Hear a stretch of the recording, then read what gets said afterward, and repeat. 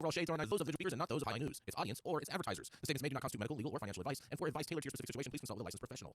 Welcome to the High at 9 News Hour, where you will hear from cannabis industry experts and professionals from around the country talk about important topics while shining light on global issues and discussing cannabis as it relates to politics, regulation and reform, data and technology, science, research and medicine, family and parenting, art, celebrities and entertainment, fitness, sports, mental health and wellness, and plant-based medicines and entheogenics. Together, we are building a stronger community, fighting the stigma and creating change. With your hosts Jason Beck and Rico Lamite, joined by special industry expert correspondents from around the country, and daily antics brought to you by Cannabis. Coming to you live every Monday through Friday at 9 a.m. Pacific Time and high noon on the East Coast. And thank you all for getting high at 9 with us.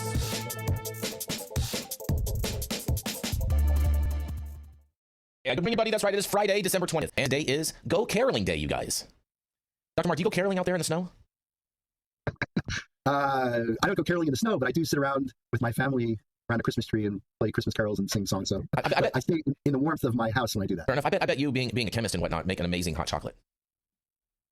Yeah, actually, I like my hot chocolate not medicated, but I like to be puffing on a big old fatty when I choke it down. I heard the hell out of that. And let's see, it's also National Ugly Christmas Sweater Day, National Sangria Day. I guess that must be because it was Jenny's birthday yesterday. That's probably why that's National Sangria Day today. It's also National Mud Day. I had to learn about this one. This one was super interesting. This had to do with this crazy guy that was involved during the Civil War time. He was a wacko. I don't understand why we really even have it's kind of like a turncoat. And of course, it's also National Underdog Day today, you guys. So shout out to the underdogs out there. It's my favorite day. Yeah, right. I heard the hell out of that. All right. And well, yes, thank you all for joining us and getting high at 9 with us. It's also high noon on the East Coast. And please remember to like, share, and subscribe to us on all social media platforms. You can look up above and down below to see exactly where we live on the internet. And we are live every Monday through Friday on YouTube, Rumble, Twitch, X, Instagram, Facebook, and on our very own website, www.high9news.com. So welcome to all of you for joining us from whatever platform you are joining us from. And we are going to kick it off with, that's right, Dr. Gene Talleyrand. He is the founder of the CESC and of Medican, where everyone should be getting all of their doctor recommendations from. And we have a possible new promotion coming up in the new year, Dr. T, that I need to talk with you about. So remind me with you about that later on. But nonetheless, it's all about making sure that people have their access to their medicine, and that's what Medican and Dr. Talleyrand specialize in. That's right. It is none other than the man himself, Dr. Gene Talleyrand. You're right, Jason. Exactly right. So, happy Friday, everyone. All right. So my story today is a press release from Cannabis Business Times. Does medical cannabis have physical and mental health risks?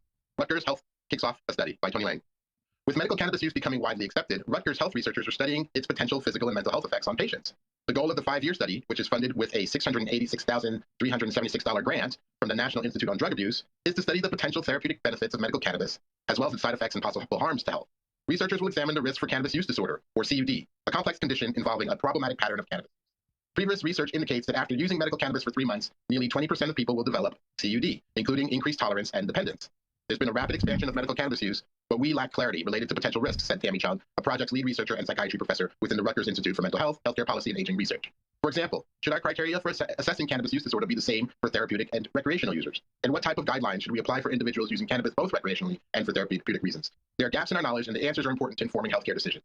While there are a range of cannabis use disorder symptoms, including paranoia and memory loss, the most immediate concern is steadily escalating tolerance, which can result in rising costs and increased consumption, and with tolerance often comes dependence.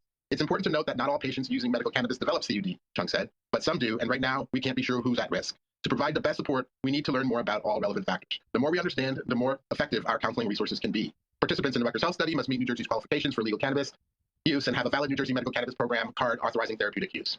So clearly I have a few problems with the proposed study. Although at first it mentions studying health benefits, there's only discussion of cannabis use disorder. Not all studies are equally important, and it's my opinion that this study is a waste of $500,000. Professor Chung indicates that escalating tolerance and cost are the most immediate concerns with cannabis use disorder. I have never heard of a medical or psychiatric disorder where rising cost is a symptom. Does it mean that those who grow cannabis in their backyard are not susceptible to cannabis use disorder? Tolerance is not a problem unless it leads to dependence. Dependence is not a problem unless it leads to harm.